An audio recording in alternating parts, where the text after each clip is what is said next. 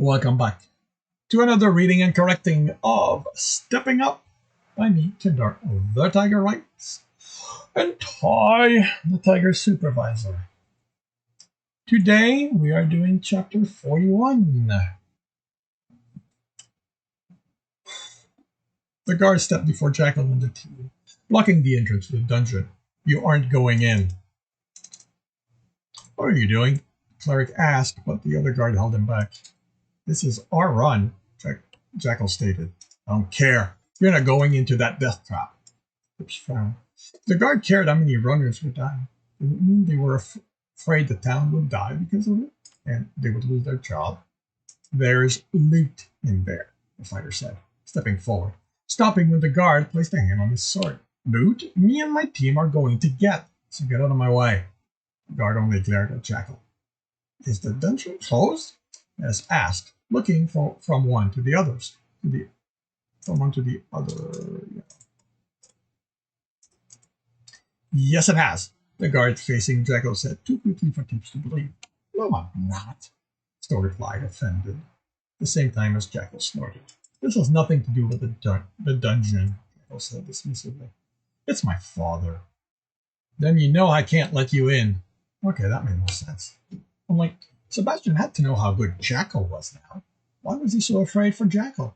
Still wasn't that hard yet. Tibs watched the guard and how they tried to hide their fear. Maybe you haven't been paying attention, Jackal said, but I don't answer to him. Move out of my way, or I'm going to move you myself. His skin turned to gray of stone. No, the guard replied, his voice shaking. Jackal stepped forward. Instead of drawing his sword, the guard stepped back. Jackal took another step, and another. Each time, the guard moved until he glanced behind him and realized he was at the threshold and got out of the way as Jackal took a last step. Grinning, the fighter entered. He looked at the guards as he followed. They were terrified. Of what? That Jackal would die? Sebastian's retribution? Why did you let him in? The second guard hissed once the team was inside. I didn't see you come to my help. Tibs stopped to listen. Hey, I'm not the one who was ordered to keep him out. Don't fucking put this on me. If I'd been you, I would have gone into the dungeon with him instead of having to face Wells. Whether those horrors and Wells's displeasure. That can't be worse than what the runners who came out said. Right. You never worked for the man. You've just had to deal with the orders he's given since arriving. There's still time for you to go in there and be tortured. Trust me, that's a better fate. Tibs, Jackal called. He stood next to the section of the wall where the doorway to the second floor hid. That he stopped there meant he could sense the way the essence was altering. Was it getting better, or had Tibs missed the fighter putting his hand against the wall? Tibs joined them, mulling over what the guard had said. Those words in front of Jackal would have been an act to scare him into doing what Sebastian wanted. With no one but the baffled cleric there, they were truly terrified of what Sebastian might do, of what they had heard from the runners who had made it out of the dungeon. He looked at the doorway, fighting the urge to look at in the trap room's direction. As far as he knew, his team was still the only one who had found the door. Karina hadn't said if she told the other teams or not. Tibs didn't know how many sorcerers with elements were left. Why don't you open it yourself? Tibs said, stepping back. He'd have to be quick. If something was going on, he didn't want Stowe to hide it. Fedora had said the trap room was deadly. Was it more than our inexperience? That's right, Karina said. We need to stop relying on him for all the things we can also do. We should all practice interacting with the essence triggers. I'd rather avoid that, I said, since most of the time it means unleashing something deadly in all directions. Which is why practicing here is so... Tibs! Karina's yell trailed behind as Tibs ran. Tibs, Stowe asked. His friends had joined Karina in calling after him. Could hear Jackal's heavy steps. Tibs, what are you doing? How quickly could Stowe make changes? A dozen paces were what he'd said for distances, and that room had a lot of interconnected essence to make work. Would simply being on one side be enough? Would simply being on one side be enough to stop any of them? Tibs? Stowe asked, sounding worried this time. Tibs, Jackal opened the doorway. They're going to go to the second floor without you. Nice try. Even if he didn't hear the footsteps, the desperation in Stowe's voice was enough to indicate something was wrong. Tibbs stopped on the first row of tiles and looked the room over. Tibbs, what are you doing? It looked the same as the last time he'd gone through. The floor with the blank tiles, the walls with the patterns telling the runner clever enough to work it out which tiles were safe to step on, and the camouflage holes among that where the spears came out. No, there were more of those. Did that account for the room being referred to as deadly by Fedora? I don't know what you're doing there. What you're doing here, Tibbs, Still said, sounding too casual. You've been through this room before. It's still the same. No, it wasn't. The rooms here were never the same. That was how Still operated. He was always changing them, adapting them to be a better challenge. So why was he telling me it hadn't? Studied the walls and could have sworn the far one had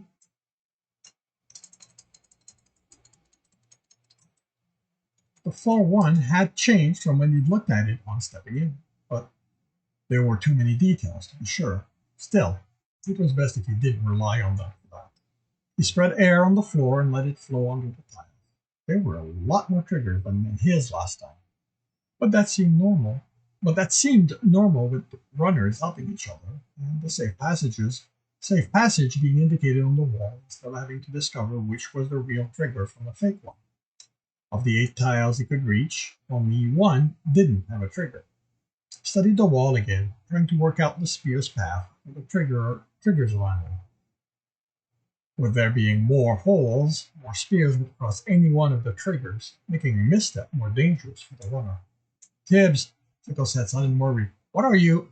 Tibbs pressed the tile, and he was confident he didn't have anything at his crouching height, and the rest of the fighters' words were cut off by the explosion of spears filling the room and then retracting back into their hole. That had felt a lot like the way the maze worked. What was that? Les asked. Tibbs pushed the tile again and studied the way the spears covered the room, sensing the stone as far as he could to confirm that one misstep wouldn't kill just the person stepping on this tile, but anyone in the room, regardless of if they were on a safe tile or not. This wasn't a trap room. That's a kill room, Jekyll said, awe and fear in his voice. How? You know what? Karina asked and seemed unable to finish the question.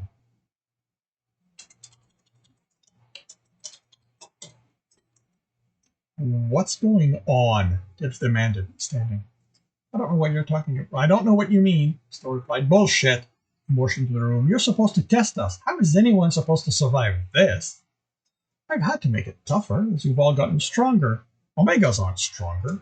They can't sense the triggers like we can. I'm just forcing them to be clever. There's the wall after all. The answer was so casual that Tibbs ground his teeth. Why are you lying? He demanded. Come on, Tibbs. You have a run to do? I finally got controlling bigger brute down, so get Jekyll there so I can give him his fight. Not before you explain yourself. Tibbs. What? He yelled. What, Stowe? Come on. Out with it. What am I going to find if I go to the boulder room? More rats than even one of us can deal with? There was more last time, but then again, you didn't have this number of spears in here either. I don't have to explain myself to you, Tibbs, Still said darkly. I'm the dungeon. I do things the way I want. Now, get to the second floor and do your run. What about the rules? You're supposed to be testing us. Everything in here is supposed to be about forcing us to get stronger and smarter. How does that happen if no one survives? Some survive, Still scoffed. You do. The casual way to address the runners dying took Tibbs' voice away. Death didn't mean the same thing. Didn't mean the same. You know what? I need to change it because I think this is a leftover from draft 1. Because he doesn't really address the dying on this.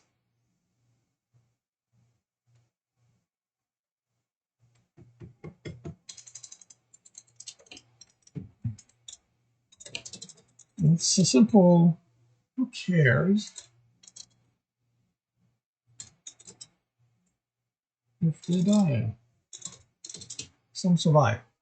It's literally all it takes. Who cares if they die? Some survive. Some stuff you do. The casual way to still address the runner dying took his Tibbs' voiceover. Death didn't mean the same thing to the intention, but he used to hold a certain respect for it happening. It was a consequence of the test, and with a few exceptions, still always sounded disappointed when someone failed. He looked at his friends for help, but they were silent and confused. They only heard his side of the conversation, and his screaming did little to reassure them. Come on, Stowe. He fought to keep his voice calm this time. I'm just trying to understand. What's there to understand? The dungeon replied. I'm just doing what I'm supposed to. No, Tibs snapped. You're not supposed to make it impossible for us to get through a room. It's not impossible. You can get through fine. This floor isn't for me anymore. Abyss! Still, why are you killing everyone? What have... He trailed off as he remembered Kirino going over the pages, trying to understand why they weren't accurate. What they said was that every room should be harder than they were for him and his team. His blood turned cold. You're making it easier for me. Jekyll's jibe about still breaking the rule because they'd asked. Still said nothing. Tibs swallowed. Fedora, Jeffrey, Payan.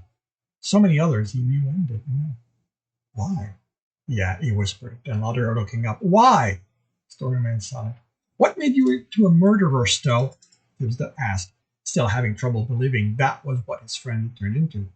They did. The loudness of Stowe's reply staggered Tibs back. They hurt me, nearly killed me. You think I'm going to just let them try again? Never. They're never going to hurt me again. I'm not going to let them just use me so they can come back and kill me with the strength I gave them. They? Tibs was momentarily confused. Then he understood. Stowe, it was just Bardic. No, you saw the others. You didn't hear what they... You didn't hear them talk, laugh at me, at how they were hurting me.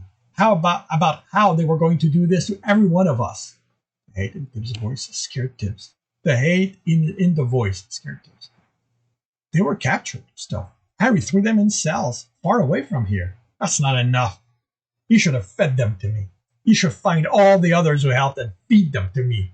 They want me dead, Tibs. They want my kind dead. I am not going to let that happen. Tibs stared at the ceiling. So you're just going to murder innocent runners? There are no innocent. They let it happen. Bullshit. My friends came to help.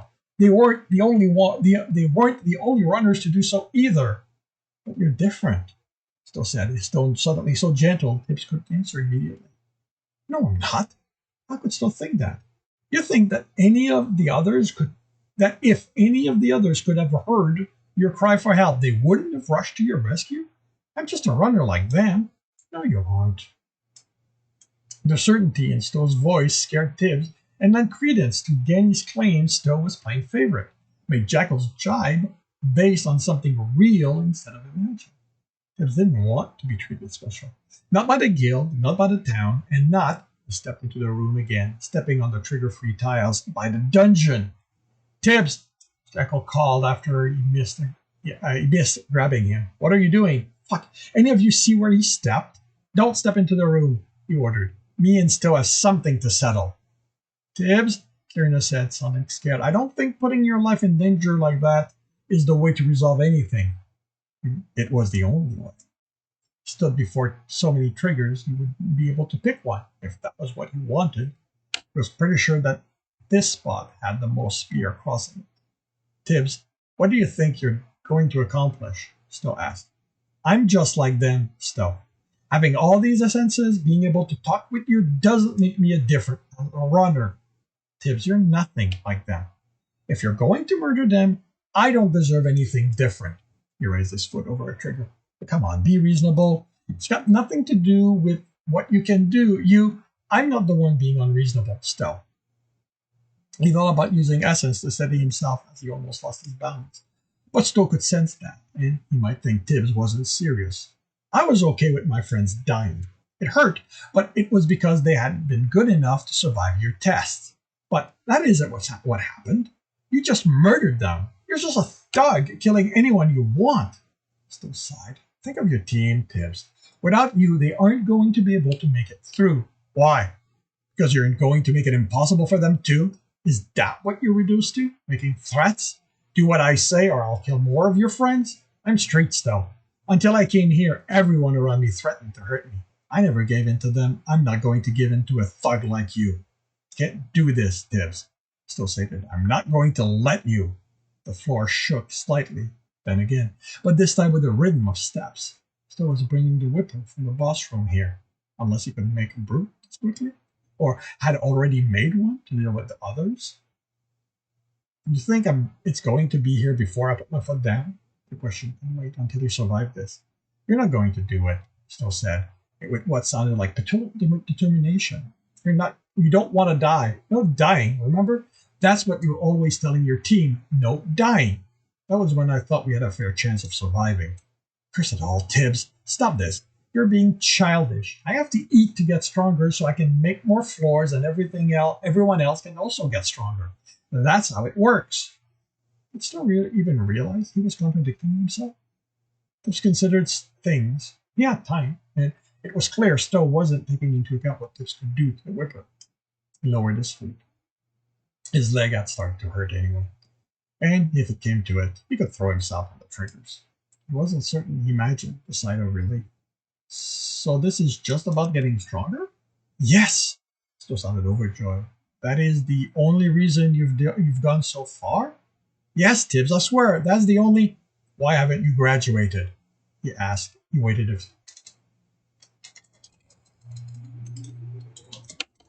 few seconds. Come on, Stowe. Considering the number of runners you've eaten and how many of those were row, you have enough to open the third floor, right? That is what you've been doing with all that essence you've been accumulating, right? He looked down to hide the smirk that formed at Stowe's lack of reply, and he saw the bracers on his forearm. And as he saw the bracers on his forearm, all elation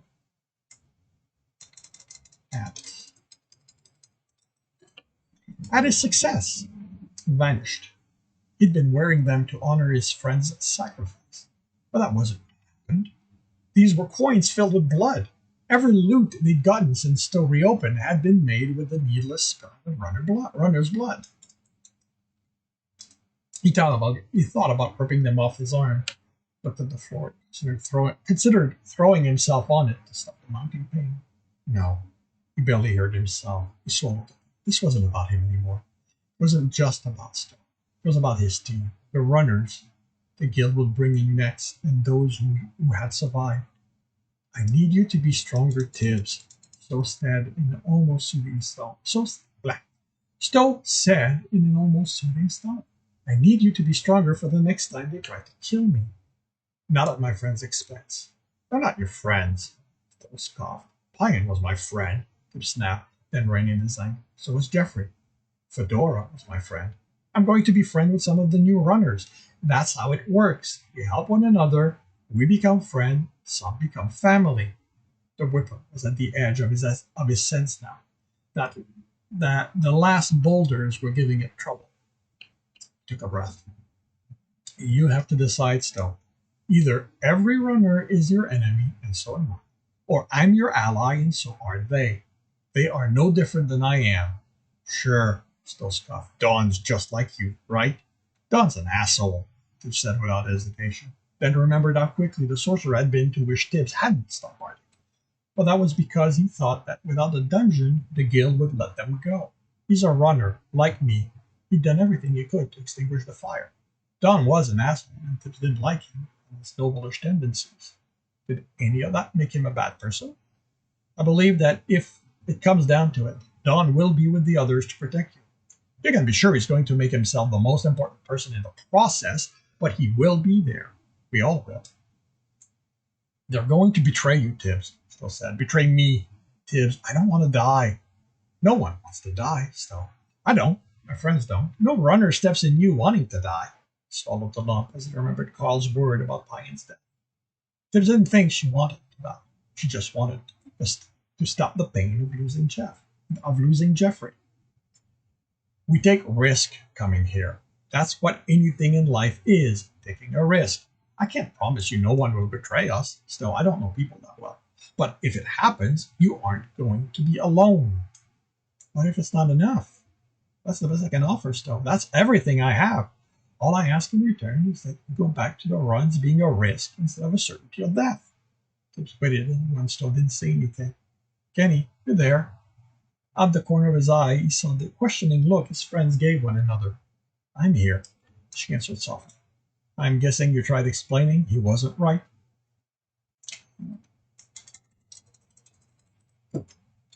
This wasn't right. Tibs unlaced the bracers. He hasn't been in a listening mood recently. What are you doing? Stowe asked. My friends died so you can make these. Not making it an accusation was hard. I'm not wearing them. Tibs, you need them. You're too weak without proper reserves. I'll manage. It's not going to bring them back, Stowe said, and Tibs froze. He fought the tears. Sorry, Tibs, Stowe said. I'm sorry for being scared, for not wanting to die, for stop!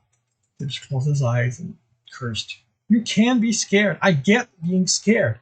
But lashing out at everyone isn't going to help. When you're scared, you ask your friends for help. Genny's there. I'm sorry if I didn't come by as often. But what you've been doing has the guild saying you're going feral, whatever that means. It's when a dungeon loses its faculty, Genny said. It's rare, but it happens. No one knows why. What happens then? Stowe asked. A feral dungeon is a danger to everyone, she said. They create monsters and send them out to bring back food. If adventurers don't stop the dungeon, they will. But then again, only this time there was no mockery this time. Tibs looked at his friends. He wished he could let them know, but unlike Stowe and Genny, he didn't have a way to talk with them. He didn't have a way to talk with them without the dungeon over him. He had to hope they'd be okay with his decision. We're going to leave, Stowe. You need to decide what me and the runners are to you. If you run, the loot I've prepared for you. You need to think about that too. I'm not special. If you're going to give me something like this, he took the bracer off, then every runner should have them too. I couldn't survive if I did that for everyone. Tibs nodded. Then you have an answer. He crouched and put the bracer on the floor. Tibs, please keep the bracer. I can't. The word nearly couldn't come out. He was halfway unlacing. He was halfway unlacing the other one when Stowe finally spoke again. I killed your friends, and I'm sorry for that. Please don't let what I did in fear end up for nothing. Tibs closed his eyes and felt the tears. All right, he whispered. Maybe he was using the excuse to keep them. Or maybe, regardless of how they died, Tibs could still honor his friends. As he stepped out of the trap room, the whipper stepped to the other entrance. We're leaving? Jekyll asked, uncertainly, eyeing the whipper. He still needs to think on things. Let's go to the inn and I thought of something. Stowe, can you make the rats and bunnies out of flesh, like real ones? Sure, but stone is kind of my thing. What are you thinking? Serena asked. I wasn't sure. The idea of the stew forced us to start serving them had triggered the question. The town's having problem with food. Someone's interfering with our supplies. If some of the creatures were like real animals, and you let us bring them back, we could survive off them. We'd have to eat a rat? Maz asked, disgusted. It's better than what Russ has been working with recently, Jekyll said. Don't ask, he added as the archer opened his mouth. That would get costly, Stowe said, uncertain. I use the bodies to make more. If I have to let that go, what if you replace some of the coppers with meat drops? Danny offered. Meat's actually easier on you, and you have a lot of the essences needed to make those. You haven't been doing much for them. It also lets you keep the stone motif you're so enamored with. Meat drops. Tibs thought it over. Right now, that's probably worth more than the coppers. Okay, Stowe said again. Again, Stowe didn't sound certain. I'll see what I can do. Tibs felt better as he headed for the exit. So we're really not doing this run? Jekyll asked. Are you sure you won't do the run? Stowe asked. Jekyll sounds really disappointed. Tibs patted the fighter's arm. His sacrifice is worth it for us to know where we stand with you. And that concludes Chapter 41.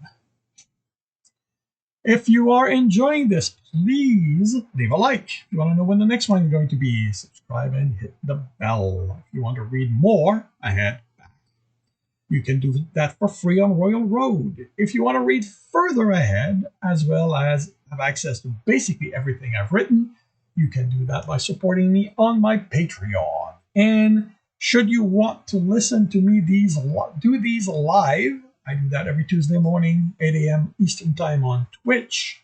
The rest of the week I write, and all the links are in the notes. And with that, I shall wish you a good day.